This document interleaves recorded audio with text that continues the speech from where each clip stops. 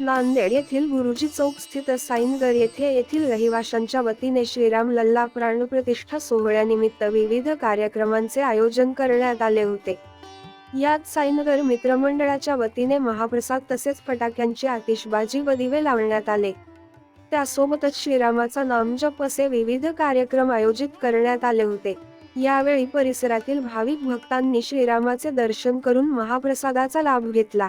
हा कार्यक्रम यशस्वीतेसाठी साईनगर येथील रहिवासी पांडुरंग वट्टमवार, मंचक भोसले, संतराम अंभुरे, सुनील पाटील, योगेश क्षीरसागर, बालाजी मुंडे, दीपक वडे, मेजर गोविंद सानप, सचिन मुंडे, बालाजी कदम, संतोष गवळी, सुधीर कदम, धीरज चौधरी, सुनील घाळे, गोविंद पडोळकर, बाबू गिरी, विलास दळवी, संजय तोरकड, सोनू खांडरे, लक्ष्मण दुधाटे, संजय भुजचे, उत्तमराव कल्याणकर, ललित सोलंकी, रोशन झा, शशिकांत महामुने, विमलबाई चव्हाण, खंडराव मुंढे यांच्यासह अनेक नागरिकांनी परिश्रम घेतले।